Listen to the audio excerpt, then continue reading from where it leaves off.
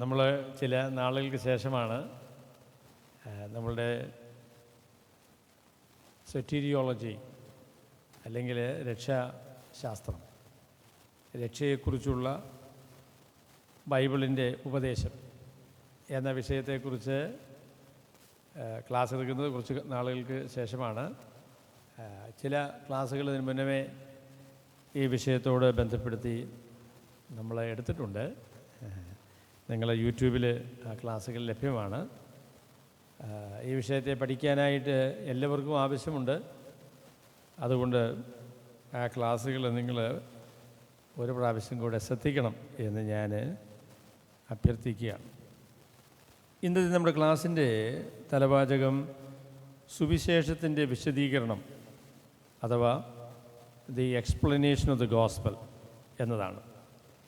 ഇതിന് മുന്നിലത്തെ ക്ലാസ്സിൽ എന്താണ് സുവിശേഷം എന്നതിനെക്കുറിച്ച് നമ്മളൊരു ക്ലാസ് എടുത്തിരുന്നു. What is the gospel?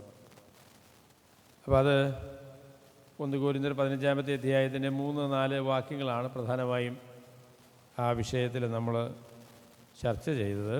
എന്നാൽ തുടർന്നും നമ്മൾ സുവിശേഷത്തിൻ്റെ വിശദീകരണത്തെക്കുറിച്ച് പറയുമ്പോൾ സുവിശേഷം എന്താണ് എന്ന കാര്യവും ആ വാക്യത്തിൽ നിന്ന് അല്ലെങ്കിൽ നമ്മുടെ ചർച്ചയിൽ നിന്ന് കൂടുതൽ വ്യക്തമാകുന്നതാണ്. നമ്മൾ ഇന്നത്തെ ഈ ക്ലാസ്സിൻ്റെ അതിന് ഞാൻ തിരഞ്ഞെടുത്തിരിക്കുന്ന വേദഭാഗം റോമാലേഖനം 3-ാമത്തെ അധ്യായത്തിൻ്റെ 21 മുതൽ 26 വരെയുള്ള വാക്യങ്ങളാണ്. റോമൻസ് 3:21-26. മാർട്ടിൻ ലൂതറിൻ്റെ അഭിപ്രായത്തിൽ ബൈബിളിലെ ഏറ്റവും പ്രാധാന്യമേറിയ വാക്യങ്ങൾ എന്നാണ് അദ്ദേഹം ഈ വാക്യങ്ങളെ വിളിക്കുന്നത്. സുവിശേഷത്തെ വിശദീകരിക്കുവാൻ, സുവിശേഷത്തിൻ്റെ വിശദാംശങ്ങൾ നമുക്ക് മനസ്സിലാക്കാൻ നമ്മെ സഹായിക്കുന്ന ഏറ്റവും പ്രാധാന്യമേറിയ വാക്യങ്ങളാണ് റോമാലേഖനം 3-ാമത്തെ അധ്യായത്തിൻ്റെ 21 മുതൽ 26 വരെയുള്ള വാക്യങ്ങൾ. എന്നാൽ ഈ വാക്യങ്ങൾ അത്ര ലളിതമായ വാക്യങ്ങളല്ല. അത് പ്രസംഗിക്കാൻ ശ്രമിച്ചിട്ടുള്ള ആളുകൾക്ക് അതിൻ്റെ ബുദ്ധിമുട്ട് അറിയാം. നിങ്ങൾ ശ്രദ്ധയോടെ ബൈബിൾ വായിക്കുന്നയാളാണ് എങ്കിലും ഈ വാക്യങ്ങൾ മനസ്സിലാക്കാനായിട്ട് പ്രയാസമുള്ള വാക്യങ്ങളാണ് എന്ന് നിങ്ങൾക്ക് ബോധ്യമാകും. നമുക്ക് ആ വാക്യം ഒന്ന് വായിക്കാം. റോമർ 3-ാമത്തെ അധ്യായത്തിൻ്റെ 21 മുതൽ 26 വരെയുള്ള വാക്യങ്ങളാണ്. ഇപ്പോഴോ ദൈവത്തിൻ്റെ നീതി വിശ്വസിക്കുന്ന എല്ലാവർക്കും യേശുക്രിസ്തുവിങ്കലെ വിശ്വാസത്താലുള്ള ദൈവനീതി തന്നെ ന്യായപ്രമാണം കൂടാതെ വെളിപ്പെട്ട് വന്നിരിക്കുന്നു.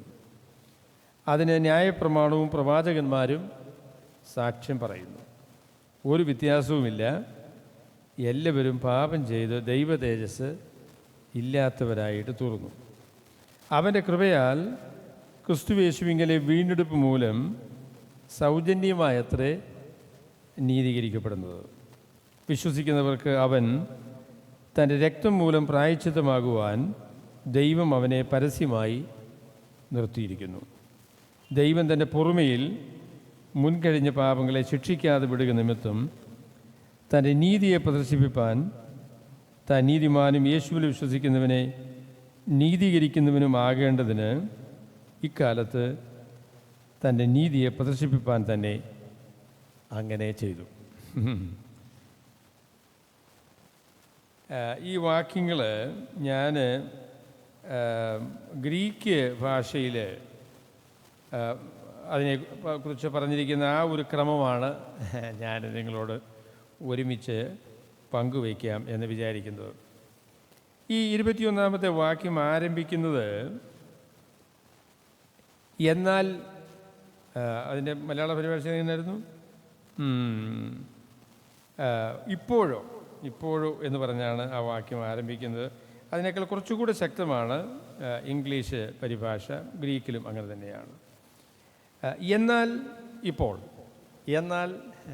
ബട്ട് നൗ എന്നാണ് ആ വാക്യം ആരംഭിക്കുന്നത്. അതിനെക്കുറിച്ച് മാർട്ടിൻ ലോയിഡ് ജോൺസ് പറഞ്ഞ പ്രസ്താവന ശ്രദ്ധേയമാണ്. അദ്ദേഹം പറഞ്ഞു, ബൈബിളിലെ വളരെ മനോഹരമായ ഒരു പ്രഖ്യാപനമാണ്. എന്നാൽ ഇപ്പോൾ എന്ന് പറയുന്ന പ്രഖ്യാപനം. ബട്ട് നൗ, മനുഷ്യൻ്റെ ഒരു വലിയ പ്രതിസന്ധിയുടെ മുൻപിൽ അവന് യാതൊരു നിർവാഹവുമില്ലാതെ ഇരിക്കുന്ന അവസരത്തിൽ ദൈവം മനുഷ്യൻ്റെ ജീവിതത്തിൽ ഇടപെടുന്നതിനെക്കുറിച്ചാണ് ഈ വാക്യത്തിൽ പറയുന്നത്.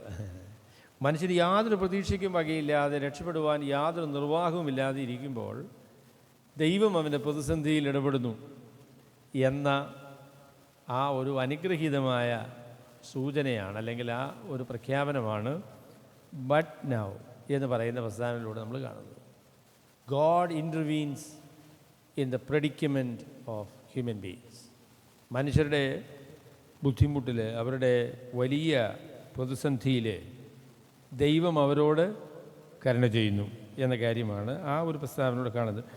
അവിടെ ഇതിൻ്റെ പശ്ചാത്തലം നമ്മൾ നോക്കുമ്പോൾ, when you look at the context of this passage, you see that this actually started in verse 18 of chapter 1.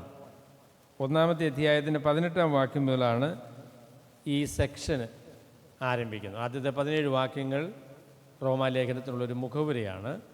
18 മുതലാണ് അപ്പസ്തലനായ പൗലോസ് ഈ വിഷയം അവതരിപ്പിക്കുന്നത്. അപ്പോൾ അവിടെയും ദൈവത്തിൻ്റെ വെളിപ്പാടിനെക്കുറിച്ച് അപ്പസ്തലനായ പൗലോസ് പറഞ്ഞുകൊണ്ടാണ് തുടങ്ങുന്നത്. God's wrath is revealed. ദൈവത്തിൻ്റെ ക്രോധം സ്വർഗത്തിൽ നിന്ന് വെളിപ്പെടുന്നു എന്ന് പറഞ്ഞാണ് ആ ഭാഗം ആരംഭിക്കുന്നത്. മനുഷ്യൻ്റെ അഭക്തിക്കും അനീതിക്കും നേരെ ദൈവത്തിൻ്റെ ക്രോധം സ്വർഗത്തിൽ നിന്ന് വെളിപ്പെടുന്നു. അതിന് മുകളിലും ഒരു വെളിപ്പാടിനെക്കുറിച്ച് പറയുന്നു. വെളിപ്പാടെന്നുള്ളതിന് ഉപയോഗിച്ചിരിക്കുന്ന വാക്ക് വ്യത്യാസമാണ് എന്നുള്ളത് ശരിയാണ്, എന്നാൽ ആശയം ഒന്ന് തന്നെയാണ്.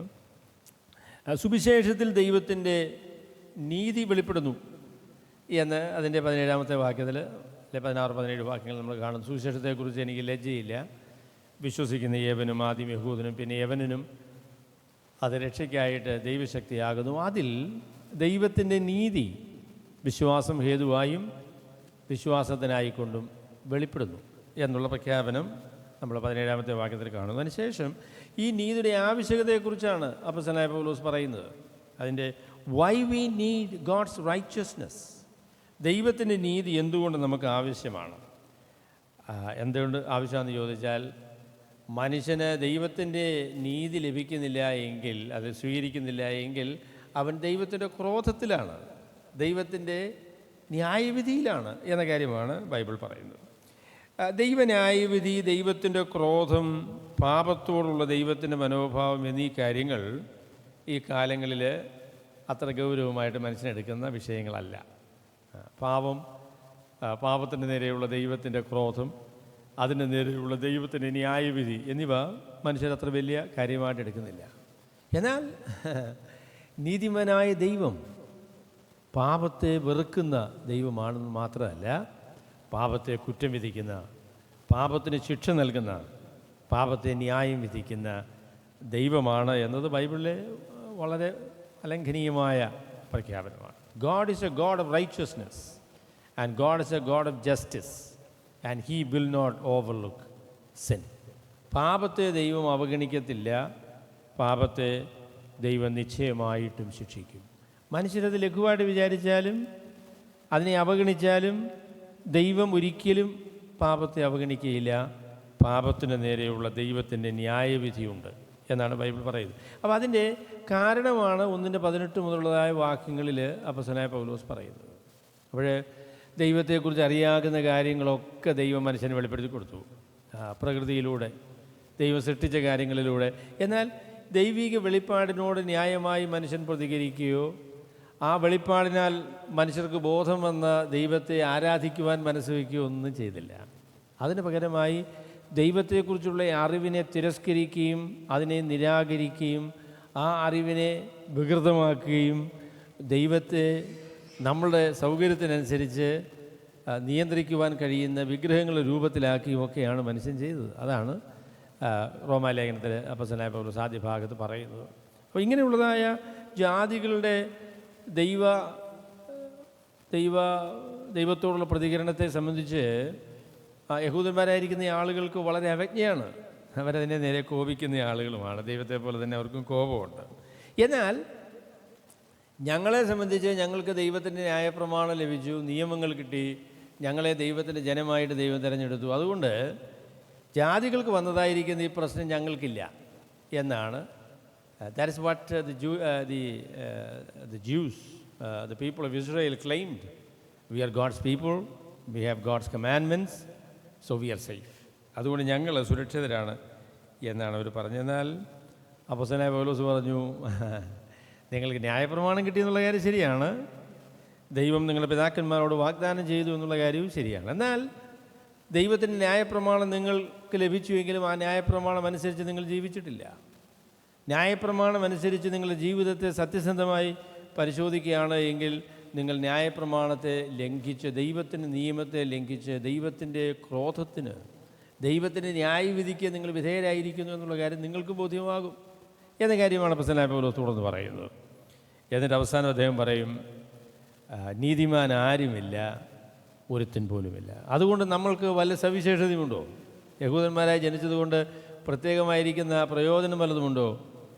രക്ഷാകരമായി പറയുമ്പോൾ സുവിശേഷം അല്ലെങ്കിൽ കർത്താവായ യേശു ക്രിസ്തുവിൽ കൂടി വെളിപ്പെടുത്തപ്പെട്ട ദൈവത്തിൻ്റെ നീതി, അതുകൂടാതെ രക്ഷപ്പെടുവാൻ കഴിയുന്ന യാതൊരു സംവിധാനവും ലോകത്തിലില്ല. കർത്താവായ യേശു ക്രിസ്തു മനുഷ്യൻ്റെ രക്ഷയ്ക്ക് അനിവാര്യനാണ് എന്ന കാര്യമാണ് അപ്പോസ്തലനായ പൗലോസ് പറയുന്നത്. തന്നിമിത്തമാണ് ദൈവം ഒരു മനുഷ്യനായിട്ട് ഈ ലോകത്തിലേക്ക് വന്നത്. അപ്പോൾ അതുകൊണ്ട് ആ ഒരു പശ്ചാത്തലത്തിലാണ് അപ്പോസ്തലനായ പൗലോസ് നമ്മളോട് സംസാരിക്കുന്നത്. അപ്പോൾ അദ്ദേഹം പറയുന്ന പ്രസ്താവന വളരെ ശ്രദ്ധേയമാണ്. അദ്ദേഹം പറഞ്ഞു, എന്നാൽ ഇപ്പോൾ ദൈവത്തിൻ്റെ നീതി വെളിപ്പെട്ടിരിക്കുന്നു. അതാണ് 21-ാം വാക്യത്തിലെ ഏറ്റവും പ്രധാനപ്പെട്ട പ്രസ്താവന ഇതാണ്. But now a righteousness apart from the law is revealed. ദൈവത്തിൻ്റെ നീതിയെ വെളിപ്പെടുത്തിയിരിക്കുന്നു എന്ന കാര്യമാണ് അപ്പോസ്തലനായ പൗലോസ് പറയുന്നത്. അല്ലെങ്കിൽ സുവിശേഷത്തിൻ്റെ നിസ്തുല്യത എന്താണ് എന്ന് ചോദിച്ചാൽ, സുവിശേഷത്തിൻ്റെ നിസ്തുല്യത, സുവിശേഷം ദൈവത്തിൻ്റെ നീതിയുടെ വെളിപ്പാടാണ് എന്നതാണ്. അതാണ് ആദ്യമായിട്ട് അപ്പോസ്തലനായ പൗലോസ് നമ്മളോട് പറയുന്നത്. The uniqueness of the gospel is that it is God's revelation of his righteousness. ദൈവത്തിൻ്റെ നീതിയുടെ വെളിപ്പാടാണ് സുവിശേഷം എന്നതാണ് അപ്പോസ്തലനായ പൗലോസ് പറയുന്നത്. ദൈവത്തിൻ്റെ നീതി വെളിപ്പെട്ടിരിക്കുന്നു. അപ്പോൾ ദൈവത്തിൻ്റെ നീതി വെളിപ്പെട്ടു എന്ന് പറഞ്ഞാൽ അതിൻ്റെ അർത്ഥം എന്താ? What is the meaning of that God's righteousness is revealed? ദൈവത്തിൻ്റെ നീതി വെളിപ്പെട്ടു എന്ന് പറഞ്ഞാൽ എന്താ? അത് നിശ്ചയമായിട്ടും രണ്ട് നിലയിൽ നമുക്ക് മനസ്സിലാക്കാൻ കഴിയുന്ന ഒരു പ്രസ്താവനയാണ്. രണ്ട് നിലയിൽ മനസ്സിലാക്കാൻ പറ്റും. ദൈവത്തിൻ്റെ നീതി എന്ന് പറയുമ്പോൾ ദൈവത്തിൻ്റെ സ്വഭാവമായിരിക്കുന്ന, ദൈവം നീതിമാനാണ്, ദൈവം നീതിപൂർവ്വം മാത്രമേ പ്രവർത്തിക്കുകയുള്ളൂ, ദൈവത്തിന് സ്വഭാവം വിട്ട് പ്രവർത്തിക്കാൻ കഴിയുകയില്ല എന്നതിൻ്റെ പ്രത്യേകതയെ നമുക്ക് ദൈവത്തിൻ്റെ നീതി എന്ന് പറയാം. The righteousness of God is God's character. He is a righteous God. അത് വെളിപ്പെട്ടു. അപ്പം മാർട്ടിൻ ലൂതർ ആദ്യകാലങ്ങളിൽ റോമാലേഖനം വായിച്ചപ്പോൾ ദൈവത്തിൻ്റെ നീതി വെളിപ്പെട്ടു എന്ന് പറഞ്ഞപ്പോൾ അദ്ദേഹം അതിനെക്കുറിച്ച് ചിന്തിച്ചത് അങ്ങനെയാണ്, ദൈവം നീതിമാനാണ് എന്ന കാര്യം സുവിശേഷത്തിലൂടെ മനസ്സിലാക്കാൻ പറ്റും എന്നാണ് അങ്ങനെയാണ് അദ്ദേഹം ധരിച്ചത്. അപ്പോൾ അദ്ദേഹം പറഞ്ഞു, when I heard about the righteousness of God, I trembled because I knew that I am so unrighteous and I cannot face a righteous God. നീതിമാനായിരിക്കുന്ന ഒരു ദൈവത്തെ നേരിടുവാൻ എനിക്ക് കഴിയത്തില്ല. അതുകൊണ്ട് ദൈവം നീതിമാനാണ് എന്ന കാര്യം സുവിശേഷത്തിലൂടെ നമുക്ക് മനസ്സിലായി എങ്കിൽ സുവിശേഷം നമ്മളെ ന്യായം വിധിക്കുന്ന, കുറ്റം വിധിക്കുന്ന ഒരു ക്രമീകരണമാണ്, അല്ലാതെ മനുഷ്യനെ പ്രതീക്ഷയ്ക്ക് വകയുള്ള ഒരു പരിപാടിയല്ല. അതുകൊണ്ട് he was always afraid of God and he was scared of the righteousness of God.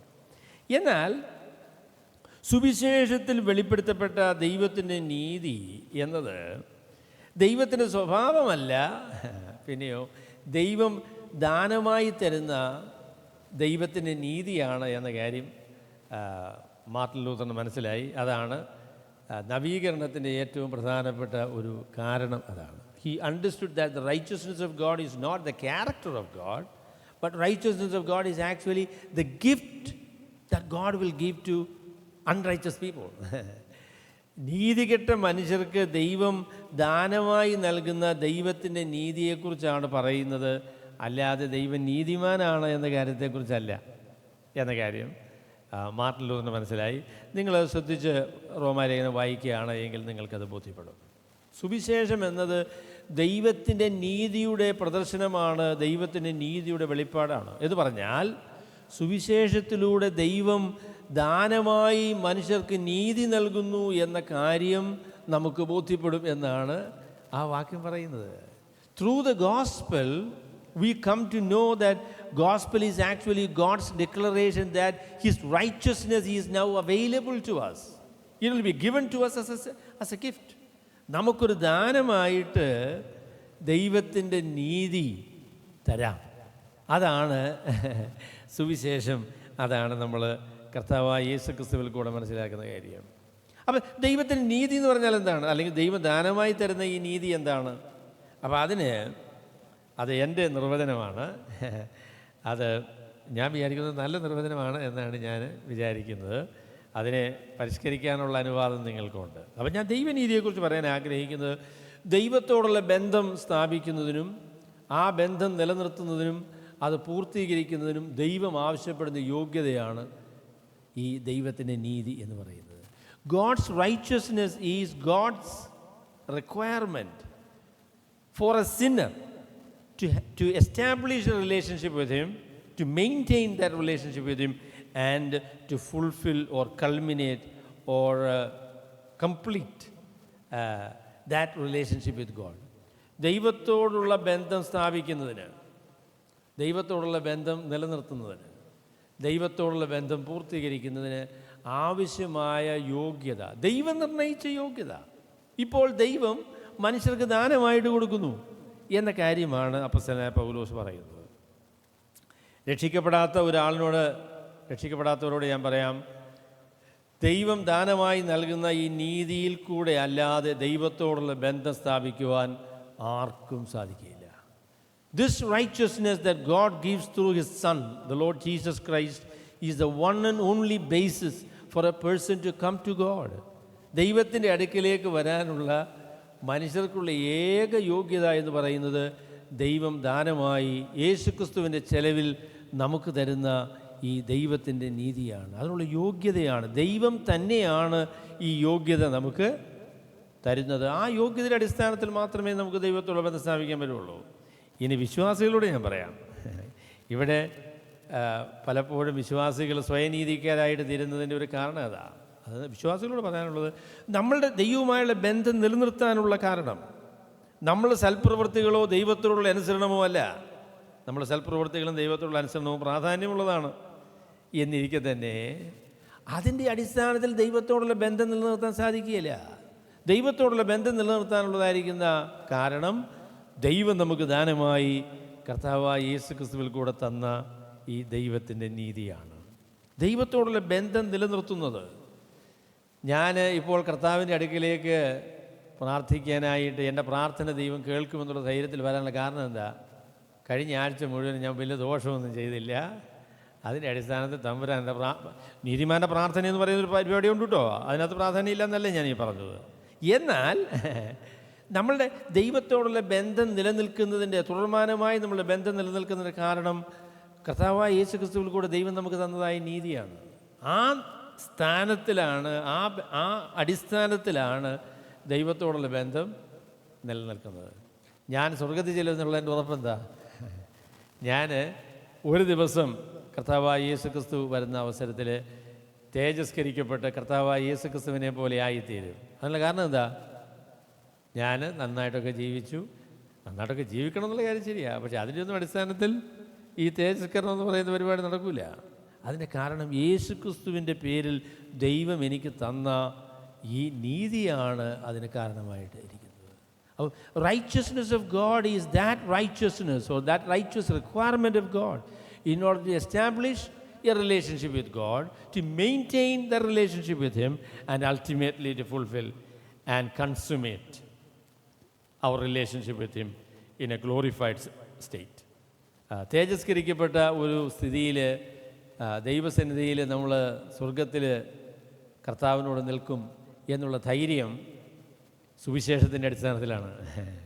So നമ്മൾ അവിശ്വാസികളാണെങ്കിലും വിശ്വാസികളാണെങ്കിലും ദൈവത്തോടുള്ള ബന്ധത്തിന്, ദൈവത്തോടുള്ള നമ്മുടെ ആത്യന്തിക കർത്താവിനോടുള്ള ആ സംസർഗത്തിന് കാരണമെന്ന് പറയുന്നത് സുവിശേഷമാണ്. അപ്പോൾ സുവിശേഷം എന്ന് പറയുന്നത് ചില ആളുകളെ സംബന്ധിച്ച് ദൈവത്തോടുള്ള ബന്ധം സ്ഥാപിക്കാനുള്ള ഒരു പരിപാടിയാണ്. അതിനുശേഷം പിന്നെ എന്ത് ചെയ്യാം? സുവിശേഷം വിട്ടുകളെ. No it's not. അപ്പോൾ അതിനെക്കുറിച്ച് ഒരു ദൈവദാസൻ പറഞ്ഞതുപോലെ ദൈവത്തോടുള്ള ബന്ധം സ്ഥാപിക്കുവാനുള്ള പടികളാണ് സുവിശേഷമെങ്കിൽ നാം ദൈവത്തോടുള്ള ബന്ധം സ്ഥാപിച്ചതിന് ശേഷം നാം നടക്കുവാനുള്ള പാതയായിട്ട് അത് രൂപപ്പെടുന്നു എന്ന് അദ്ദേഹം പറഞ്ഞു. അപ്പോൾ ദൈവത്തോടുള്ള ബന്ധം നമുക്ക് സ്ഥാപിക്കാനും ആ ബന്ധത്തിൽ നിലനിൽക്കാനും അത് പൂർത്തീകരിക്കാനുമായിട്ട് ദൈവം നമുക്ക് തരുന്നതായ യോഗ്യതയാണ് ദൈവത്തിൻ്റെ നീതി. ഈ നീതി ദാനമായിട്ട് as a gift will be given to us. നമുക്കൊരു ദാനമായിട്ട് ഈ നീതി തരാം. യേശുക്രിസ്തുവിൻ്റെ ചെലവിൽ ദൈവം സമ്പാദിച്ച ഈ യോഗ്യത നമുക്ക് ദാനമായിട്ട് തരാം എന്നതാണ് സുവിശേഷത്തിൻ്റെ വാഗ്ദാനം. അതാണ് when we believe the gospel, this righteousness which is the requirement for a person to be rightly relating to him, maintaining that relationship and ultimately consummating it in eternity, that requirement, that righteousness is now given to us as a gift. അത് നമുക്ക് ദാനമായിട്ട് തരാം എന്നതാണ് കർത്താവ് നമ്മളോട് പറയുന്നത്. ശരി, അപ്പോൾ ഇതാണ് ദൈവത്തിൻ്റെ നീതി എന്ന് പറയുന്നത്. അപ്പോൾ ദൈവത്തിൻ്റെ നീതി വെളിപ്പെട്ടിരിക്കുന്നു എന്നതാണ് ഈ വാക്യത്തിലെ പ്രസ്താവന. അപ്പോൾ അത് നിങ്ങൾ ശ്രദ്ധിച്ചാൽ നിങ്ങൾക്കറിയാം. ഹി സെഡ് 21-ാമത്തെ വാക്യത്തിൽ, but now apart from the law righteousness of God. അപ്പോൾ ഈ നീതിയുടെ ആദ്യത്തെ പ്രത്യേകത എന്ന് പറയുന്നത്, അത് ന്യായപ്രമാണം കൂടാതെയുള്ള നീതിയാണ് എന്നതാണ്. അപ്പോൾ പറഞ്ഞു, അങ്ങനെയല്ലേ പറയുന്നത്, ന്യായപ്രമാണം കൂടാതെ.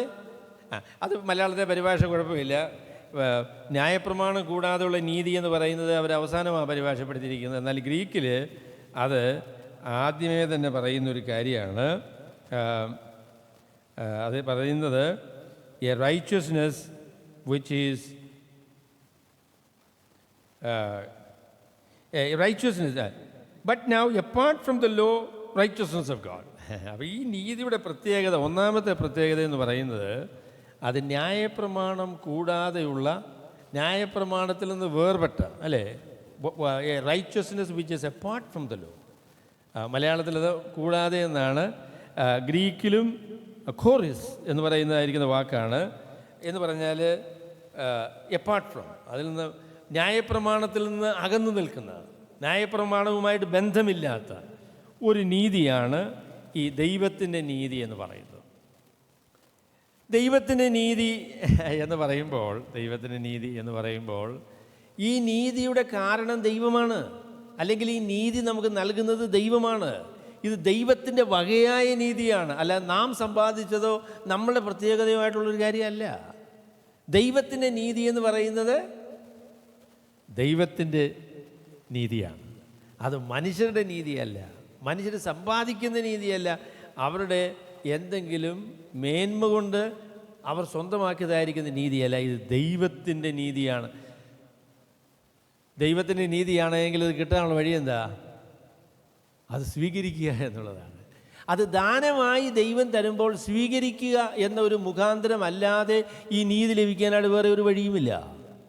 ഈ നീതി ദൈവം നമുക്ക് ദാനമായിട്ട് തരുന്ന നീതിയാണ്. അപ്പോൾ ഈ നീതിയുടെ ആദ്യത്തെ പ്രത്യേകതയായിട്ട് അപ്പോസ്തലനായ പൗലോസ് പറയുന്നു, ഇത് ന്യായപ്രമാണത്തിൽ നിന്ന് വേർപെട്ട, ന്യായപ്രമാണത്തിൽ നിന്ന് അകന്നു നിൽക്കുന്ന, ന്യായപ്രമാണവുമായിട്ട് ബന്ധമില്ലാത്ത നീതിയാണ്. ഈ രണ്ട് നിലയിൽ ആ വാക്യത്തെ നമ്മൾ മനസ്സിലാക്കണം. അതിൽ ഒരു കാര്യമാണ് പ്രധാനപ്പെട്ടത്, രണ്ട് നിലയിൽ മനസ്സിലാക്കണം. ന്യായപ്രമാണത്തിൻ്റെ നീതി എന്ന് പറയുന്നത് പ്രവൃത്തികൾ കൊണ്ട് ഒരു മനുഷ്യൻ നേടിയെടുക്കുന്ന നീതിയാണ്. അതാണ് ന്യായപ്രമാണത്തിൻ്റെ നീതി എന്ന് പറയുന്നത്. അതാണ് ന്യായപ്രമാണം. എന്താ പറയുന്നത്? ഗലാത്യ ലേഖനത്തിൽ പറയുന്നത് എന്താ? അത് ചെയ്യുന്നവൻ അതിനാൽ ജീവിക്കും എന്നാണ് പറയുന്നത്. അതുകൊണ്ട് ന്യായപ്രമാണം എന്ന് പറയുന്നത് ശാപത്തിന് കാരണമാണ്, അല്ലാതെ അത് അനുഗ്രഹമല്ല എന്ന അപ്പോസ്തലനായ പൗലോസ് ഗലാത്യ ലേഖനത്തിൽ പറയും. ന്യായപ്രമാണം വന്നു കഴിഞ്ഞപ്പോൾ അത് നമുക്ക് അനുഗ്രഹമല്ല വരുത്തിയത്, ശാപമാണ്. കാരണം ന്യായപ്രമാണത്തിൻ്റെ ഡിമാൻഡ്സ്. ന്യായപ്രമാണം നമ്മളോട് പറയുന്ന കാര്യങ്ങൾ നാം എത്രമാത്രം പാപികളാണ് എന്ന കാര്യമാണ് നമ്മളെ ബോധ്യപ്പെടുത്തുന്നത്. അല്ലാതെ ആ ന്യായപ്രമാണത്തെ അനുസരിച്ച് ദൈവം പറയുന്ന നിലവാരത്തിലേക്ക് ഉയരുവാൻ നമുക്ക് ആർക്കും കഴിയത്തില്ല. അപ്പോൾ അതുകൊണ്ട് ദൈവത്തിൻ്റെ നിലവാരം എന്ന് പറയുന്നത് എത്ര മാർക്ക് വേണം അവസാന സഹോദര ജയിക്കാൻ? 40 മാർക്കല്ലേ? 35 കഷ്ടിക്ക് അങ്ങ് ജയിക്കാം. ദൈവത്തിൻ്റെ പരിപാടിയിൽ അങ്ങനെ ഒരു പരിപാടിയില്ല കേട്ടോ. ജയിക്കണമെങ്കിൽ 100ക്ക് 100 99.999% is not enough. God's requirement is 100. ദൈവത്തിൻ്റെ നിലവാരം എന്ന് പറയുന്നത് 100%.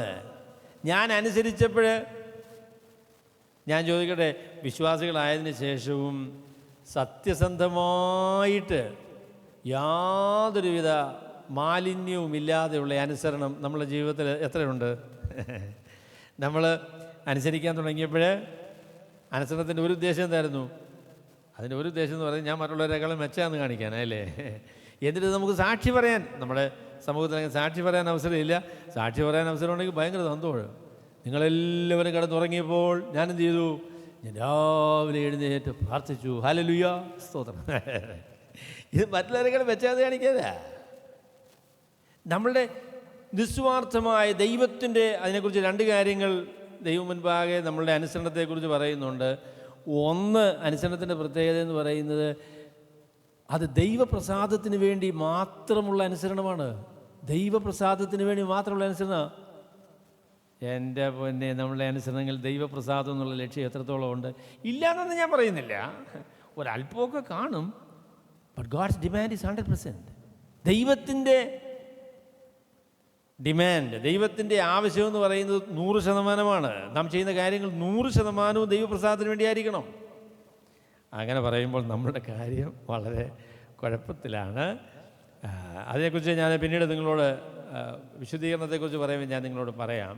അപ്പം അതുകൊണ്ട് പ്രവൃത്തികളാൽ, അനുസരണത്താൽ, നമ്മൾ ചെയ്യുന്ന ആചാരാനുഷ്ഠാനങ്ങളാൽ ഇത് സമ്പാദിക്കാനായിട്ട് സാധിക്കില്ലെന്നുള്ള കാര്യമാണ്.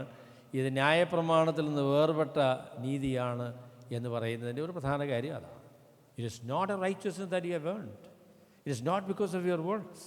It is not because of your religious observance. നമ്മൾ എന്തെങ്കിലും ചെയ്തതായിരിക്കുന്ന മതകർമ്മങ്ങളുടെ അടിസ്ഥാനത്തിലല്ല, സ്നാനപ്പെട്ടത് കൊണ്ടല്ല, മാമോദീസ മുങ്ങിയത് കൊണ്ടല്ല, പള്ളിയിൽ പോകുന്നത് കൊണ്ടല്ല, എന്തെങ്കിലും മതകർമ്മങ്ങൾ ചെയ്തത് കൊണ്ടല്ല.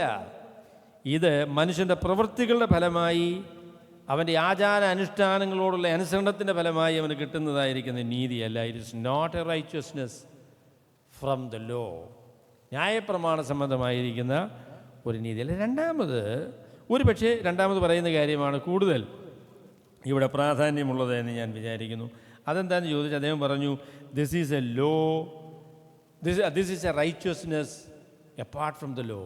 Apart from the law, righteousness of God. ന്യായപ്രമാണത്തിൽ നിന്ന് വ്യതിരിക്തമായ, വേർപെട്ട് നിൽക്കുന്ന, ന്യായപ്രമാണവുമായി ബന്ധമില്ലാത്തൊരു നീതി എന്ന് പറഞ്ഞാൽ, നമുക്ക് ലഭിച്ചതായിരിക്കുന്ന നീതി എന്ന് പറയുന്നത്, ന്യായപ്രമാണം എന്ന് പറയുന്ന ഒരു ഉടമ്പടിയാണ് കേട്ടോ. ന്യായപ്രമാണം എന്ന് പറയുന്ന ഒരു കവനൻ്റാണ്. It is a work covenant with Israel, അല്ലേ? ഇസ്രയേലുമായിട്ട് ദൈവം ചെയ്ത ഉടമ്പടിയാണ്. ആ ഉടമ്പടിയുടെ ഭാഗമായിട്ടല്ല ഈ നീതി. This is not a righteousness which is the part of the covenant that God made with Israel on Mount Sinai. സീനായി പർവ്വതത്തിൽ ദൈവം ഇസ്രയേലിനോട് ചെയ്ത ന്യായപ്രമാണത്തിൻ്റെ ഉടമ്പടിയുടെ ഭാഗമായിട്ടല്ല ഈ നീതി ദൈവം മനുഷ്യർക്ക് നൽകുന്നത്. ഇത് പുതിയ ഉടമ്പടിയുടെ ഭാഗമാണ്. This is actually part of the new covenant. But now, a righteousness apart from the law, apart from the law, righteousness of God. പുതിയ നിയമത്തിൻ്റെ ഭാഗമായി, പുതിയ ഉടമ്പടിയുടെ ഭാഗമായി, ദൈവം ആരംഭിക്കുന്ന പുതിയ പരിപാടിയുടെ ഭാഗമായിട്ട് നമുക്ക് നൽകുന്ന നീതിയാണ് ഈ പറയുന്ന വെളിപ്പെട്ടതായിരിക്കുന്ന ഈ നീതി എന്ന് പറയുന്നത്. വെളിപ്പാടെന്ന് പറയുന്ന ആ വാക്കും വളരെ നല്ലൊരു വാക്കാണ്. പരസ്യപ്പെടുക, ഫാനറോ, പരസ്യപ്പെടുക, പ്രദർശിപ്പിക്കപ്പെടുക, പ്രഘോഷിക്കപ്പെടുക എന്നൊക്കെ പറയുന്ന നിലയിലാണ് ആ വാക്കിനെ നമുക്ക് പരിഭാഷപ്പെടുത്താൻ സാധിക്കുന്നത്. അപ്പോൾ ഈ നീതി പരസ്യപ്പെടുത്തിയിരിക്കുന്നു. സുവിശേഷത്തിൻ്റെ പ്രഘോഷണത്തിൽ, സുവിശേഷത്തിൻ്റെ കേൾവിയിൽ, സുവിശേഷത്തെക്കുറിച്ചുള്ള അറിവിലാണ് ഈ ദൈവത്തിൻ്റെ നീതി വെളിപ്പെട്ടു വരുന്നത്. സുവിശേഷത്തിലാണ്, സുവിശേഷത്തിൻ്റെ പ്രഘോഷണത്തിലാണ്, സുവിശേഷത്തിൻ്റെ പ്രകാശനത്തിലാണ്, സുവിശേഷത്തിൻ്റെ സ്വീകരണത്തിലാണ് ഈ നീതി നമുക്ക് സ്വീകരിക്കാനായിട്ട് സാധിക്കുന്നത്. അപ്പോൾ ഈ നീതി ന്യായപ്രമാണം കൂടാതെയുള്ള നീതിയാണ് എന്നതാണ് ന്യായപ്രമാണത്തിൻ്റെ പ്രവൃത്തികളാലല്ല എന്നുള്ളതിന് ഒന്നാം ഭാഗമാണ്. ന്യായപ്രമാണത്തിൻ്റെ മുഖാന്തരമായിട്ടല്ല, അല്ലെങ്കിൽ ആ കാലഘട്ടത്തിൻ്റെ ഭാഗമായിട്ടല്ല, പഴയ ഉടമ്പടിയുടെ ഭാഗമായിട്ടല്ല, ഇത് പുതിയ ഉടമ്പടിയുടെ ഭാഗമായിട്ടാണ്. എന്നാൽ അതിനോട് ചേർത്ത് അദ്ദേഹം പറയുന്ന വളരെ പ്രധാനപ്പെട്ട ഒരു കാര്യം, എന്നാൽ ന്യായപ്രമാണവും പ്രവാചകന്മാരും സാക്ഷി നിന്ന ദൈവത്തിൻ്റെ നീതിയാണിത്. നമ്മൾ പുതിയ നിയമത്തെ മനസ്സിലാക്കുമ്പോൾ വരുന്ന ഒരു വലിയ പരാജയം എന്താണെന്ന് ചോദിച്ചാൽ, ഒന്നിൽ പുതിയ നിയമവും പഴയ നിയമവും തമ്മിൽ ഒരു വ്യത്യാസവും ഇല്ല എന്ന നിലയിൽ കണക്കാക്കും. പുതിയ നിയമവും പഴയ നിയമവും തമ്മിൽ വ്യത്യാസമില്ല എന്ന നിലയിൽ പഴയ നിയമത്തിലെ പോലെ തന്നെയുള്ള പരിപാടിയുമായിട്ട് പോകുന്ന ആളുകളുണ്ട്. അത് വലിയ ഒരു അപകടമാണ്. എന്നാൽ രണ്ടാമത്തെ അപകടം എന്ന് പറയുന്നത്, പുതിയ നിയമത്തിൽ വന്നു കഴിഞ്ഞപ്പോൾ ഇനി പഴയ നിയമത്തിന് സ്ഥാനമില്ല, കാര്യമില്ല എന്ന് ചിന്തിക്കുന്നതായിരിക്കുന്ന കാര്യം. You cannot neglect the Old Testament, and we have to understand that New Testament is not like the Old Testament. It's a different covenant. അതൊരു പുതിയ ഉടമ്പടിയാണ്, ഒരു പുതിയ നിയമമാണ് എന്നുള്ള കാര്യം നമ്മൾ മനസ്സിലാക്കണം. അതുപോലെ തന്നെ ഈ പുതിയ നിയമം എന്ന് പറയുന്നത് പഴയതിൻ്റെ പൂർത്തീകരണമാണ്, പഴയതുമായിട്ട് ബന്ധപ്പെട്ടതാണ്, പഴയതിൽ വാഗ്ദാനം ചെയ്യപ്പെട്ടതാണ് എന്ന കാര്യവും നമ്മൾ, in order to understand the New Testament, we can understand only on the basis of the Old Testament. പഴയ നിയമത്തിൻ്റെ അടിസ്ഥാനത്തിൽ മാത്രമേ നമുക്ക് പുതിയ നിയമത്തെ മനസ്സിലാക്കാൻ സാധിക്കുകയുള്ളൂ. എന്നാൽ പുതിയ നിയമത്തിൻ്റെ അടിസ്ഥാനത്തിൽ മാത്രമേ നമുക്ക് പഴയ നിയമത്തെ വ്യാഖ്യാനിക്കാനായിട്ട് സാധിക്കുകയുള്ളൂ. അപ്പോൾ ഇത് രണ്ടും അഭേദ്യമായിട്ട് ബന്ധപ്പെട്ടിരിക്കുന്ന കാര്യമാണ്. ഉൽപ്പത്തി പുസ്തകം മുതൽ മലാക്കി പ്രവചനം വരെയും പഴയ നിയമത്തെ പറഞ്ഞ കാര്യങ്ങളെല്ലാം പുതിയ നിയമത്തിൽ ദൈവം ചെയ്യാനിരിക്കുന്ന കാര്യത്തിൻ്റെ സൂചികകളാണ്, അതിൻ്റെ ദൃഷ്ടാന്തങ്ങളാണ്. അതാണ് പഴയ നിയമത്തിൽ കാണുന്ന കാര്യം. സ്പർജൻ പറയുന്നത് പോലെ, നിങ്ങൾ പഴയ നിയമം വായിക്കുമ്പോൾ ആ പഴയ നിയമത്തിലെ വാക്യത്തിൽ നിന്ന് കർത്താവായ യേശു ക്രിസ്തുവിൻ്റെ ക്രൂശിങ്കലേക്ക് ഒരു വഴി നിങ്ങൾ കണ്ടുപിടിക്കുന്നില്ലെങ്കിൽ ആ ഭാഗം നിങ്ങൾ മനസ്സിലാക്കിയത് ശരിയല്ല എന്ന് അദ്ദേഹം പറയും. പഴയ നിയമത്തിലുള്ള കാര്യങ്ങളെല്ലാം പുതിയ നിയമത്തിൽ കർത്താവ് ചെയ്യാൻ പോകുന്ന കാര്യങ്ങളുടെ നിഴലുകളും അതുപോലെ തന്നെ സൂചനകളും ദൃഷ്ടാന്തങ്ങളും അതിനുള്ള ഒരുക്കങ്ങളുമായിരുന്നു എന്ന കാര്യം പഴയ നിയമം ശ്രദ്ധയോടെ വായിക്കുമ്പോൾ നമുക്ക് മനസ്സിലാക്കാനായിട്ട് സാധിക്കും. പഴയ നിയമത്തിലെ വീണ്ടെടുപ്പ് എന്ന് പറയുന്ന ഈ ആശയം, അതിനെക്കുറിച്ച് നമുക്ക് പറയാൻ ഉണ്ട്. അത് ഞാൻ ഒരുപക്ഷെ ഇനിയും അടുത്ത ആഴ്ച പറയാനൊക്കെ ഉള്ളതായിരിക്കും. ഏതായാലും ശരി, പെസഹാ പെരുന്നാൾ എന്ന് പറയുന്നത്, അതായത് മരണദൂതൻ ഇസ്രായേൽ മക്കളെ വിട്ട് മാറിപ്പോയത്, ദി പാസ് ഓവർ, മരണദൂതൻ്റെ പിടിയിൽ അകപ്പെടാതെ അവർ രക്ഷപ്പെട്ടത്. എങ്ങനെ രക്ഷപ്പെട്ടത്? അവരെല്ലാവരും ഭക്തന്മാരായിരുന്നു. ഭക്തന്മാരായിരിക്കുന്ന ആളിലെ മരണദൂതൻ തൊടുവില്ല, അഭക്തന്മാരായിരിക്കുന്ന ആളിൽ എന്ത് ചെയ്യും? മരണദൂതൻ പിടിക്കും. അങ്ങനെയല്ല കേട്ടോ. മരണദൂതൻ പിടിക്കാതിരിക്കാൻ ഒരു കാരണമേ ഉള്ളൂ. എന്താ? There was A mark on there window, on there door post. അവരുടെ കട്ടിലക്കാലിന്മേലും കുറുമ്പടിമേലും രക്തത്തിൻ്റെ അടയാളമുണ്ടായിരുന്നു. അതാണ് അവർ രക്ഷപ്പെടാനുള്ള കാരണം. ആരുടെ കട്ടിലക്കാലിന്മേലും കുറുമ്പടിമേലും രക്തത്തിൻ്റെ ചിഹ്നമുണ്ടായിരുന്നുവോ അത് ആ ഭവനം മരണത്തിൽ നിന്ന് രക്ഷപ്പെട്ടു എന്നാണ് നമ്മൾ ബൈബിളിൽ വായിക്കുന്നത്. അല്ലാതെ അവർ നിങ്ങൾ ഞായറാഴ്ച സൺഡേ സ്കൂളിൽ പോകുന്നവരായിരുന്നോ, നിങ്ങൾ ആരാധനയ്ക്ക് പോകുമോ, കുർബാന എടുത്തിട്ടുണ്ടോ എന്നൊന്നുള്ള ചോദ്യമൊന്നുമില്ല കേട്ടോ. ഒറ്റ ചോദ്യമേ ഉള്ളൂ. മരണദൂതനെ സംബന്ധിച്ച് അദ്ദേഹം എന്താ ചോദിക്കുകയല്ല, അദ്ദേഹത്തിന് എന്താ കാണേണ്ടത്? There is a mark of the blood, രക്തത്തിൻ്റെ ചിഹ്നം കട്ടിലക്കാലിന്മേലും കുറുമ്പടി, on the door post there is the sign of blood. എന്താണത് കാണിക്കുന്നത്? അതിൻ്റെ അർത്ഥം എന്താണ്? രക്തം പുരട്ടിയാൽ രക്ഷപ്പെടുമെന്നോ? നല്ലല്ല. കർത്താവായ യേശു ക്രിസ്തുവിൻ്റെ രക്തമാണ് ദൈവത്തിൻ്റെ ന്യായവിധിയിൽ രക്ഷപ്പെടുവാനുള്ള മുഖാന്തരം എന്നതിൻ്റെ ഏറ്റവും വ്യക്തമായൊരു ചിത്രമാണ് കേട്ടോ. അതിനെക്കുറിച്ച് വളരെ പ്രസിദ്ധന്മാരായിരിക്കുന്ന ചില പണ്ഡിതന്മാർ പറയുന്നത് പോലെ, നിങ്ങൾ ആ കട്ടളക്കാലിലും കുറുമ്പടിയിലും പുരട്ടി രക്തം കണ്ടാൽ അത് ഒരു ക്രൂശിൻ്റെ ചിഹ്നമാണ് കേട്ടോ. നിങ്ങൾ നോക്കിയാൽ ഒരു ഡോർ പോസ്റ്റ്, അതിന് മുകളിലാണ് ഈ രക്തം തേക്കേണ്ടത്. അതിന് രണ്ട് സൈഡിലും വേണം കേട്ടോ. ഇങ്ങനെ നമ്മളൊക്കെ അറിയാമല്ലോ, ഡോർ പോസ്റ്റ് എന്ന് പറയുമ്പോൾ മുകളിൽ ഒരെണ്ണമുണ്ട്, താഴെ രണ്ട് ഇതുമുണ്ട്. എന്നിട്ട് അപ്പോൾ മുകളിൽ തേക്കണം, അവിടെ ഇവിടെ തേക്കണം. എങ്ങനെ ഇരിക്കുന്നുണ്ട് ഇത്? What is it show? What is it show? Man it is a cross, isn't it? അതുപോലെ തന്നെ ഈ രക്തം പുരട്ടാനായിട്ട് കാരണമായി തീർന്ന ഈ കുഞ്ഞാടിനെ എവിടെ വെച്ചാൽ കൊല്ലണ്ടേന്നറിയാമോ? ഈ കട്ടളക്കാലിൻ്റെ ആ ചുവട്ടിലാണ് അതിനെ കൊല ചെയ്യുന്നത്. അതിൻ്റെ രക്തം അവിടെ ഇങ്ങനെ തളം കെട്ടിക്കിടക്കുകയാണ്. Is that not a picture of the cross? കർത്താവായ യേശു ക്രിസ്തുവിൻ്റെ ക്രൂശിൻ്റെ അതിൻ്റെ ഒരു ചിത്രമാണ് നമുക്കിവിടെ കാണാൻ സാധിക്കുന്നത്. പഴയ നിയമത്തിൽ നടന്ന സംഭവങ്ങളൊക്കെ കർത്താവായ യേശു ക്രിസ്തുവിൽ കൂടെ ദൈവം നിവർത്തിക്കുവാൻ പോകുന്ന മനുഷ്യൻ്റെ രക്ഷയുടെ ചിത്രമാണ് നമുക്ക് നൽകുന്നത്. കർത്താവ് മരുഭൂമിയിൽ അവർ മന്ന തിന്നതിനെക്കുറിച്ച് കർത്താവ് പറഞ്ഞു. ഉടനെ പറഞ്ഞു, ദൈവമാണ് നിങ്ങൾക്ക് തന്നതെങ്കിലും യഥാർത്ഥത്തിൽ മോശയല്ല നിങ്ങൾക്കിത് തന്നത്, സ്വർഗസ്ഥനായ എൻ്റെ പിതാവാണ് തന്നത്. ആ മന്ന തിന്ന ആളുകളൊക്കെ മരിച്ചു, എന്നാൽ ഞാൻ ജീവൻ്റെ അപ്പമാകുന്നു എന്ന് കർത്താവ് പറഞ്ഞു. എന്നെ തിന്നുന്നവൻ എൻ മൂലം ജീവിക്കും. So that was A picture of Christ. ഈ മരുഭൂമിയിൽ ജീവനോടെ ഇരിക്കുവാനുള്ള കാരണമെന്ന് പറയുന്നത് അവർക്ക് ലഭിച്ച മന്നായാണ്. അതില്ലായിരുന്നെങ്കിൽ അവർ 2-3 ദിവസമൊക്കെ പഠനയുടെ കാര്യമല്ലേ, കഴിഞ്ഞിട്ട് തീരും കാര്യം. എന്നാൽ ദൈവം സ്വർഗത്തിൽ നിന്ന് അവർക്ക് ആഹാരം ഇറക്കിക്കൊടുത്തു. അവരത് ഭക്ഷിച്ചാണ് അവർ ജീവനോടെ ഇരുന്നത്. എന്നാൽ ആ ഭക്ഷണം കഴിച്ച ആൾ മരിച്ചു എന്നുള്ള കാര്യം കർത്താവ് പറഞ്ഞു.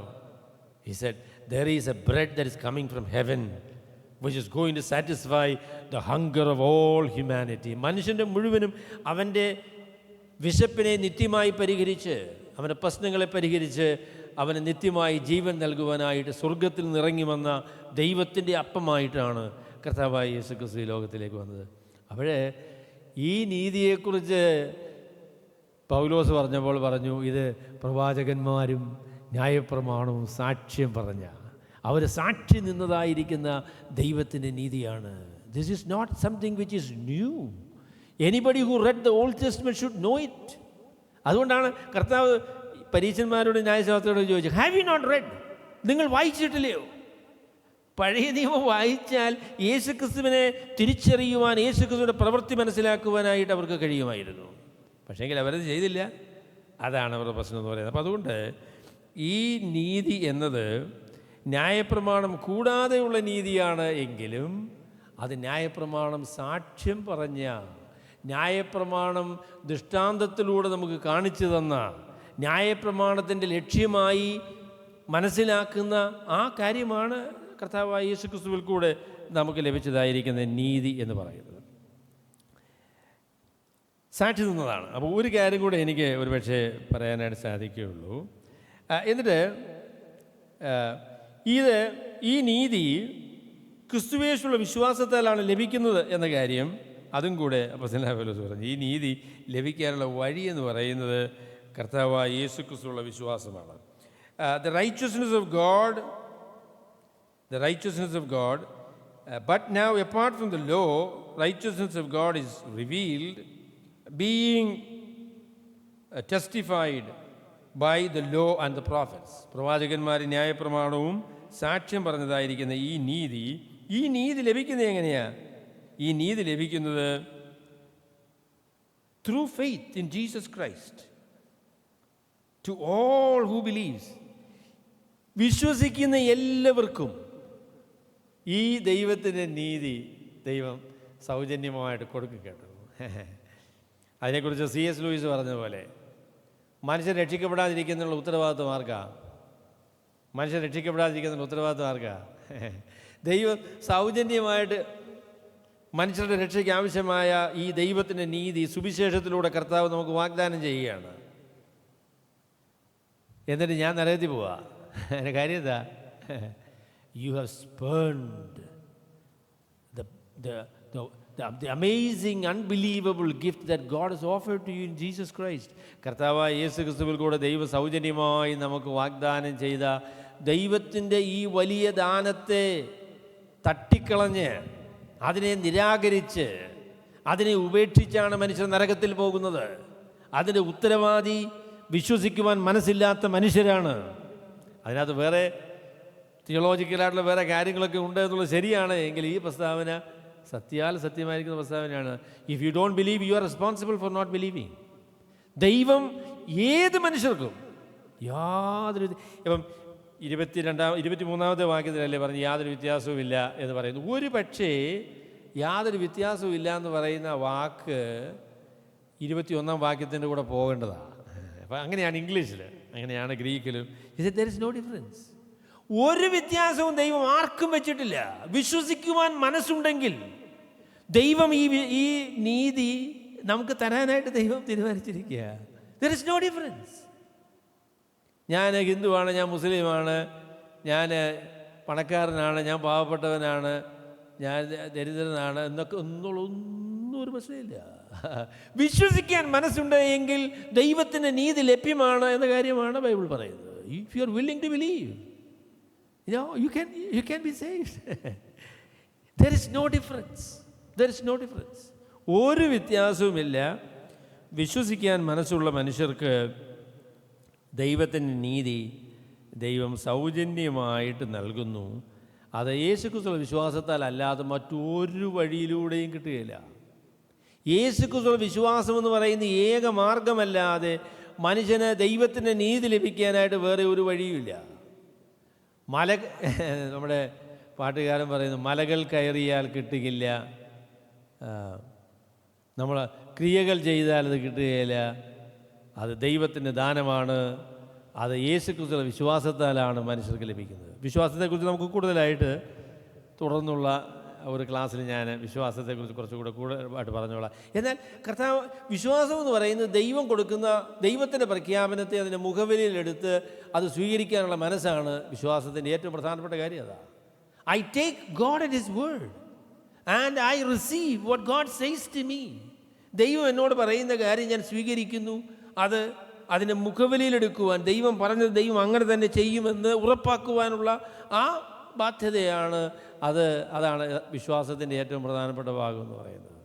കർത്താവ് പറഞ്ഞു, അല്ലെങ്കിൽ ദൈവം പറയുന്നു, തൻ്റെ പുത്രനായ യേശു ക്രിസ്തുവിനെ നമ്മുടെ പാപങ്ങളുടെ പരിഹാരത്തിനായി കുരിശിൽ യാഗമായി അർപ്പിച്ച് ഉയർത്തെഴുന്നേൽപ്പിച്ച് അവനെ സ്വർഗത്തിൽ പിതാവിന് വലത്തുഭാഗത്ത് ഇരുത്തിയ ദൈവം നമ്മളോട് പറയുകയാണ്, യേശു ക്രിസ്തുവിൻ്റെ ചെലവിൽ ദൈവത്തോടുള്ള ബന്ധത്തിനുള്ള യോഗ്യത സൗജന്യമായിട്ട് ഞാൻ നിനക്ക് തരാം എന്ന് പറയുമ്പോൾ നമ്മൾ എന്ത് ചെയ്യണം? നമ്മളുടെ മുട്ടുകളെ മടക്കി തലകളെ കുനിച്ച് കർത്താവെ അത് സ്വീകരിക്കുവാൻ എനിക്ക് മനസ്സാണ്, ആ നീതി അവിടുന്ന് എനിക്ക് തരണം എന്ന് ദൈവത്തോട് പറഞ്ഞാൽ ദൈവം ആ നീതി നമുക്ക് തരും. അവിടെ അതിനെക്കുറിച്ച് ഒരു കാര്യം കൂടെ പറയണം. അത് ഇതിനോട് ചേർത്ത് ഞാനങ്ങ് പറയാം, പിന്നെ അടുത്ത ആഴ്ചയിൽ ഞാനത് കുറച്ചുകൂടെ വിശദീകരിച്ച് പറയാം. അപ്പം ദൈവം ദാനമായി നൽകുന്ന നീതിയെക്കുറിച്ച് പറയുമ്പോൾ, ദൈവം നമുക്ക് ദാനമായി നൽകുന്ന നീതിയെക്കുറിച്ച് പറയുമ്പോൾ അതിന് ഒരു വാക്ക് പ്രധാനമായിട്ടും നമ്മൾ ഉപയോഗിക്കണം.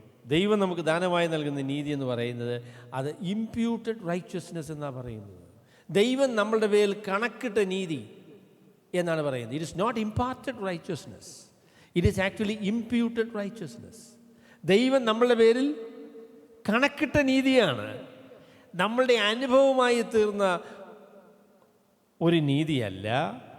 പിന്നെയോ നമ്മളുടെ സ്ഥാനമായി തീർന്ന, ദൈവം ആ നിലയിൽ നമ്മളെ പരിഗണിക്കുന്ന, നാം അങ്ങനെയാണ് എന്ന് ദൈവം പ്രഖ്യാപിക്കുന്ന ആ നിലയാണ് യഥാർത്ഥത്തിൽ നമുക്ക് ലഭിച്ചതായിരിക്കുന്ന നീതി എന്ന് പറയുന്നത്.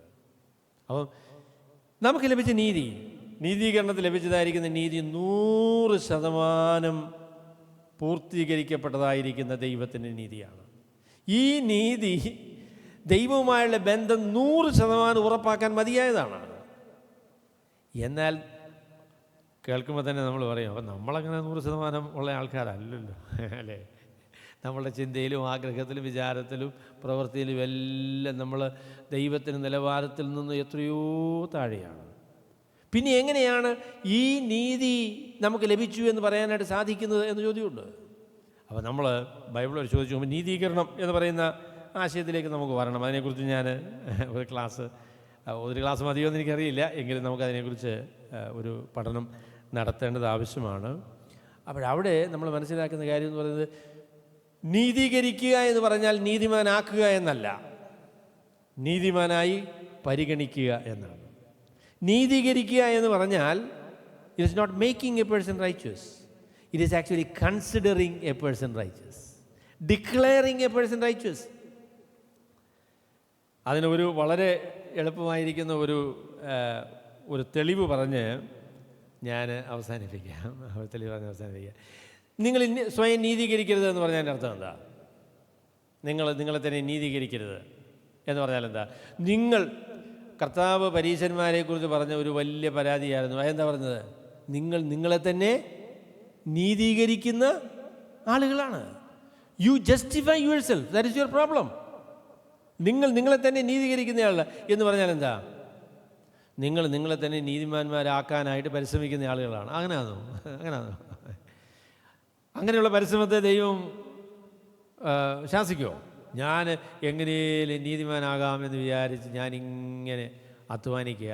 ഉടനെ കർത്താവ് പറയുക അതെനിക്ക് പരിഹാസ്യമായ ഒരു കാര്യമാണെന്ന് പറയൂ? അല്ല, നീതിമാനാകാൻ ശ്രമിക്കുകയല്ല, നീതിമാനാണെന്ന് അവകാശപ്പെടുകയാണ്. അതാണ് പ്രശ്നം. പരീശന്മാരുടെ പ്രശ്നമെന്ന് പറയുന്നത് അവർ നീതിമാന്മാരാണ് എന്ന് അവകാശപ്പെട്ടു, അവർ നീതിമാന്മാരാണ് എന്ന് വാദിച്ചു, അങ്ങനെ അവരെക്കുറിച്ച് കരുതി. അതാണ് അവർ പ്രശ്നം. ഇപ്പോഴും സ്വയം നീതിമാന്മാരായിരിക്കുന്ന ആളുകളുടെ പ്രശ്നം എന്തുവാ? അവർ നീതിമാന്മാരാകുന്നതല്ല പ്രശ്നം കേട്ടോ. അവർ നീതിമാന്മാരാണെന്ന് പറയും, നീതിമാന്മാരാണ് എന്ന് അവരെക്കുറിച്ച് വിചാരിക്കും, അങ്ങനെ അവരതിനെക്കുറിച്ച് വാദിക്കും. ഞാൻ നീതിമാനാണ് എന്ന് വാദിക്കും. അതിനെയാണ് നമ്മളെന്ത് പറയുന്നത്? എൻ്റെ പൊന്നെ, ഈ നീതീകരണമൊക്കെ ഒന്ന് അവസാനിപ്പിക്കാമോ? ഈ നീതീകരണം, why don't you stop justifying yourself? Why don't you just stop justifying yourself? You are trying to say that you are right. That's what your justification is. So justification is not making a person righteous. It is actually claiming that that person is righteous or declaring that a person is righteous. ഒരു കോടതിയിൽ judge പറയുന്നതായിരിക്കുന്ന കാര്യം എന്താ? കള്ളനായിരിക്കുന്ന ഒരാളിനെ ദുഷ്ടനായിരിക്കുന്ന ഒരു മനുഷ്യനെ, കൊലപാതകനായിരിക്കുന്ന ഒരാളെ കൊലപാതകി അല്ലാതാക്കുകയാണോ അദ്ദേഹം ചെയ്യുന്നത്? അല്ല. ഇദ്ദേഹം കൊലപാതകിയാണോ അതോ കൊലപാതകം ചെയ്യാത്തയാളാണോ എന്ന് വിധിക്കുകയാണ് ചെയ്യുന്നത്. It is a declaration, it's a verdict. The judge has no authority to make a person a criminal or he only needs to look at that person, look at the evidences, and then he needs to say whether he is guilty or not. കുറ്റക്കാരനാണോ അല്ലെന്ന് പ്രഖ്യാപിക്കുക ചെയ്യുന്നത് അല്ലേ? So justification എന്ന് പറയുന്നൊരു കോടതി ഭാഷയാണ്. ദൈവം നമ്മളെ നോക്കിയിട്ട് നമ്മൾ നീതിമാനാണ് എന്ന് ദൈവം പ്രഖ്യാപിക്കുകയാണ്.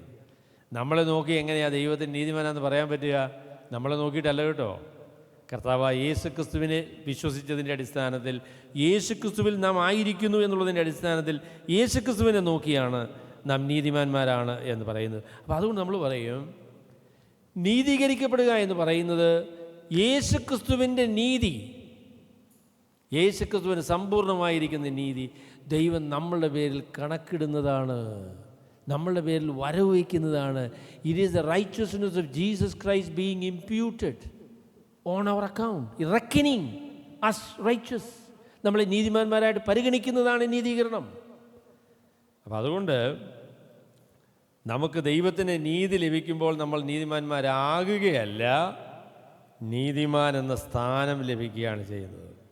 പിന്നെ അതിൻ്റെ രണ്ടാമത്തെ ഭാഗമാണ് നീതിമാനാകുക എന്ന് പറയുന്ന കാര്യം കേട്ടോ. നീതിമാനാകുക എന്ന് പറയുന്ന പരിപാടി ഒരിക്കലും അതിൻ്റെ പൂർണ്ണതയിലെത്തുന്നില്ല. നീതിമാനാകുക എന്ന് പറയുന്ന പരിപാടി, നീതിമാനാണ് എന്ന് ദൈവം പറഞ്ഞ കാര്യമാണ് പൂർണ്ണം. That is what is perfect and that is what is complete. And making us righteous is called sanctification. നമ്മളെ നീതിമാന്മാരാക്കി തീർക്കുന്ന പരിപാടിയാണ് വിശുദ്ധീകരണം എന്ന് പറയുന്നത്. നീതീകരണം എന്ന് പറയുന്നത് നീതിമാനാക്കുകയല്ല, നീതിമാനാണ് എന്ന് പ്രഖ്യാപിക്കുക. That is where we disagree with the Roman Catholics, Roman or whatever Catholic. കത്തോലിക്കർ പറയുന്നത് എന്താ? നീതീകരണം എന്ന് പറഞ്ഞാൽ എന്താണെന്ന് അവർ പറയും, നീതിമാനാക്കുകയാണ്. അതുകൊണ്ടാണ് ഒരു മനുഷ്യൻ സ്വർഗത്തിൽ പോകുമെന്ന് പറയാൻ പറ്റില്ല എന്ന് പറയാനുള്ള കാരണം അതാണ്. Nobody can say that they will go to heaven, because if you are in the process of becoming righteous, you can never say that I reached the point, that I am qualified to go to heaven. അങ്ങനെ ഒരിക്കലും പറയാൻ പറ്റില്ല. അപ്പോൾ അവനെ നീതിമാനാക്കുകയാണെങ്കിൽ കത്തോലിക്കർ പറയുന്നത് ശരിയാ. ഒരിക്കൽ പോലും നമ്മൾ സ്വർഗത്തിൽ പോകുമെന്ന് നമുക്ക് ഉറപ്പായി പറയാൻ പറ്റത്തില്ല. ദൈവം അതുകൊണ്ടല്ലേ പറയുന്നത് ആരെങ്കിലും നേരെ സ്വർഗത്തിൽ പോകുമോ? കത്തോലിക്ക ആശയം അനുസരിച്ച് പറ്റില്ല. നമ്മളെ പർഗറ്ററിയിലിട്ട് കറക്കി കറക്കി കറക്കി തീക്കകത്തൂടെ കറക്കി കറക്കി എത്ര നാൾ കറക്കിയാൽ ഈ ഇതൊക്കെ ഒന്ന് പോയിട്ട് അവസാനം പിന്നെ ബസ് പുറക്കാനായി അങ്ങോട്ട് പോകുമെന്നാണ് പറയുന്നത്. അങ്ങനെ പറയാനുള്ള they need to make a purgatory because if righteousness is imparted righteousness, ദൈവത്തിൻ്റെ നീതി നമ്മുടെ മേൽ പകരപ്പെട്ട നീതിയാണ് എങ്കിൽ നമ്മൾ ആരും ആ പകർച്ചയുടെ പൂർണ്ണത അനുഭവിക്കുന്നില്ല. അതുകൊണ്ട് നമുക്ക് ദൈവരാജ്യത്തിൽ പ്രവേശിക്കാനുള്ള യോഗ്യത അത് മുതൽ ലഭിക്കുകയില്ല. എന്നാൽ പകരപ്പെടുകയല്ല, ദിസ് ഈസ് ആക്ച്വലി ഇംപ്യൂട്ടഡ്, നമ്മളുടെ പേരിൽ കണക്കിട്ടതാണ്. ഒരാളിൻ്റെ പേരിൽ കണക്കിടാനായിട്ട് എത്ര സമയമെടുക്കും? എൻ്റെ അക്കൗണ്ടിലേക്ക് 10 കോടി രൂപ അത് കണക്കിടാനല്ലേ. ഇപ്പോൾ എത്ര ആണ് എൻ്റെ മാക്സിമം ട്രാൻസ്ഫർ ചെയ്യാൻ പറ്റുന്നതെന്നൊന്നും എനിക്കറിയത്തില്ല കേട്ടോ. അപ്പോൾ 10 കോടി രൂപ ട്രാൻസ്ഫർ ചെയ്യാനായിട്ടുള്ള അത് കണ്ടീഷനുണ്ട് എങ്കിൽ 1 click is all that is necessary. Then I became കോടീശ്വരനായിട്ട് മാറി. ഒരു കാശുമില്ലാതെ ആൾ പെട്ടെന്ന് കോടീശ്വരനായി. കാരണം ചോദിച്ചാൽ it is reckoned, it is put into our account. നമ്മളുടെ പേരിൽ ദൈവത്തിൻ്റെ മുൻപാകെ കർത്താവായ യേശു ക്രിസ്തുവിൻ്റെ പൂർണ്ണ നീതി നമുക്കുണ്ട് എന്ന് ദൈവം നമ്മെക്കുറിച്ച് പരിഗണിക്കുന്നതാണ്. അങ്ങനെ നമ്മളെക്കുറിച്ച് ആ സ്ഥാനം നമുക്ക് തരുന്നതാണ് നീതീകരണം എന്ന് പറയുന്നത്. അങ്ങനെയാണ് ഈ നീതി നമുക്ക് ലഭിക്കുന്നത്. വിശ്വസിക്കുന്ന ഏവർക്കും കർത്താവായ യേശുക്കുള്ള വിശ്വാസം നിമിത്തം സൗജന്യമായി ദൈവം നമ്മളെ നീതീകരിക്കുന്നു. അപ്പോൾ ആ കാര്യത്തെക്കുറിച്ച് ഞാൻ അടുത്ത ആഴ്ചയിൽ നിങ്ങളോട് പറയാം. ഒരു പക്ഷേ ഇതെല്ലാം പറയാൻ പറ്റുമെന്ന് ഞാൻ വിചാരിച്ചത്, എന്നാൽ അടുത്ത ആഴ്ചയും നമുക്ക് പറയണമല്ലോ അല്ലേ. അപ്പോൾ അതുകൊണ്ട് ഞാനത് ഇവിടെ അവസാനിപ്പിക്കാം. അപ്പോൾ അതുകൊണ്ട് ദൈവത്തിൻ്റെ നീതിയുടെ വെളിപ്പാടാണ് സുവിശേഷം. ദൈവത്തിൻ്റെ നീതിയുടെ വെളിപ്പാടാണ്. ഈ നീതി ദൈവത്തോടുള്ള ബന്ധം സ്ഥാപിക്കുന്നതിനും നിലനിർത്തുന്നതിനും പൂർത്തീകരിക്കുന്നതിനും ആവശ്യമായ ദൈവം ആവശ്യപ്പെടുന്ന യോഗ്യതയാണ്. അത് യേശു ക്രിസ്തുവിന്റെ വിശ്വാസത്താലാണ് നമുക്ക് ലഭിക്കുന്നത്. അത് നമ്മളുടെ പേരിൽ ദൈവം കണക്കിടുന്ന നീതിയാണ്. അത് നമ്മളെ നീതിമാന്മാരായിട്ട് ദൈവം പരിഗണിക്കുന്നതാണ്. അപ്പം ആ നിലയിൽ നാം ദൈവത്തിന് മുൻപാകെ നീതിമാന്മാരായി പരിഗണിക്കപ്പെടുന്നു. അതിൻ്റെ അടിസ്ഥാനത്തിൽ ദൈവത്തോടുള്ള ബന്ധം സ്ഥാപിക്കുകയും ആ ബന്ധത്തിൽ നിലനിൽക്കുവാൻ നമുക്ക് കഴിയുകയും അതിൻ്റെ പൂർത്തീകരണമായിട്ട് ദൈവസന്നിധിയിലേക്ക് ഒരു ദിവസം രൂപപ്പെട്ട് തേജസ്കരിക്കപ്പെട്ട് അവൻ്റെ സന്നിധിയിൽ നിൽക്കുവാൻ നമുക്ക് സാധിക്കും. It is all at the expense of Christ. ഇതെല്ലാം കർത്താവിൻ്റെ ചെലവിലാണ്. കർത്താവിനെ കൂടാതെ ഒരു നിമിഷവും ഒരു മൈക്രോ സെക്കൻഡ് പോലും നമുക്ക് ജീവിക്കാനായിട്ട് സാധിക്കില്ല. All the way through it is Christ. അതിൻ്റെ എല്ലാ ഇടങ്ങളിലും യേശുക്രിസ്തു തന്നെയാണ് നമ്മളുടെ ധൈര്യം. യേശുക്രിസ്തു തന്നെയാണ് നമ്മളുടെ നിലനിൽപ്പിൻ്റെ കാരണം. അത് നമ്മൾ ഒരിക്കലും മറന്നു കളയരുത്. Sometimes we take away Jesus and then come to our own righteousness. നമ്മളുടെ തന്നെ നീതി, നമ്മളുടെ അനുസരണം, നമ്മളുടെ ഭക്തി, ഇതിലൊക്കെ ഊന്നി അഹങ്കരിക്കുന്ന വികൃതമായ മനോഭാവം നമുക്കുണ്ട്. അത് വളരെ അപകടകരമായ കാര്യമാണ്. എന്നാൽ ജീവിതത്തെ വിശുദ്ധിയിൽ സൂക്ഷിക്കാനുള്ള കടപ്പാടും വിശുദ്ധന്മാരായി പുരോഗമിക്കുവാനുള്ളതായിരിക്കും ഉത്തരവാദിത്വവും രക്ഷിക്കപ്പെട്ട എല്ലാ ദൈവമക്കൾക്കും ഉണ്ട്. അതിനുള്ള ദൈവകൃപ ദൈവം തരും. അപ്പോൾ അതിനെക്കുറിച്ച് ഞാൻ തുറന്ന് നിങ്ങളോട് അടുത്ത ചില ക്ലാസ്സുകൾക്ക് ശേഷം ഞാൻ നിങ്ങളോട് പറയാം. സൗജന്യമായി ദൈവം നൽകിയ നൽകുന്ന ഈ നീതി വിശ്വാസത്താൽ പ്രാപിച്ച എല്ലാവർക്കും ദൈവത്തോടുള്ള ബന്ധം ഉറപ്പാണ്. ആ ബന്ധത്തിലുള്ള നിലനിൽപ്പ് ഉറപ്പാണ്. ആത്യന്തികമായിരിക്കുന്ന രക്ഷ ഉറപ്പാണ്. അപ്പം അതുകൊണ്ട് യേശു ക്രിസ്തുവിനെ രക്ഷകനും കർത്താവുമായി സ്വീകരിച്ച് ആ അത്യത്ഭുതകരമായ അനുഭവത്തിലേക്ക്, ആ യാഥാർത്ഥ്യത്തിലേക്ക് കടന്നു വരുവാൻ എല്ലാവർക്കും സംഗതിയാകട്ടെ എന്ന് പ്രാർത്ഥിച്ചുകൊണ്ട് ഞാൻ എൻ്റെ വാക്കുകൾ ചുരുക്കുന്നു. ദൈവം നമ്മളെ അനുഗ്രഹിക്കുമാറാകട്ടെ.